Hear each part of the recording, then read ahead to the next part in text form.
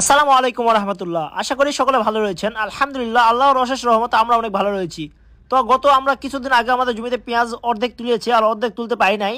তো কারণ ছিল আমাদের প্রচুর কাজের ব্যস্ততা, যার জন্য আমরা তুলতে পারি নাই। অর্ধেক পেঁয়াজ আমরা পাতা পেঁয়াজ হিসেবে বিক্রি করেছি বাজারে আলহামদুলিল্লাহ, এবং বাকিটা আমরা রেখে দিয়েছিলাম। এখন আমরা চাইলেও এগুলোকে পাতা পেঁয়াজ হিসেবে বাজারে বিক্রি করতে পারবো না, কারণ এগুলো প্রাপ্তবয়স্ক হয়ে গিয়েছে এবং পাতাগুলো নষ্ট হয়ে গিয়েছে প্রায় কিছু জায়গায়।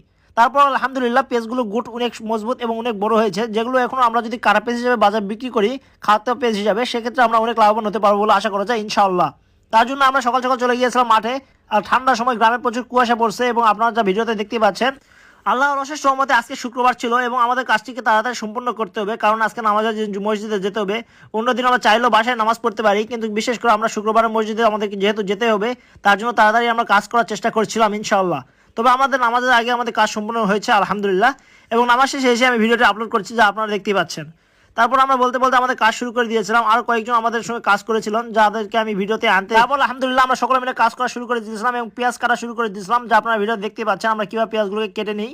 এবং এবার কেটে কেটে আমরা একটা রোদে শুকাতে দিই। রোদে শুকানোর পরে এগুলোকে অনেক সুন্দর দেখতে লাগে এবং এগুলো বাজারজাত করার জন্য সম্পূর্ণভাবে তৈরি এবং সম্পূর্ণভাবে পরিপক্ক হয়ে যায়। তার জন্য আমরা কাজ করতেছিলাম, এবং কাজ করতে করতে আমি ভাবলাম যে একটা ভিডিও করে আপনাদের সাথে শেয়ার করি বিষয়টা।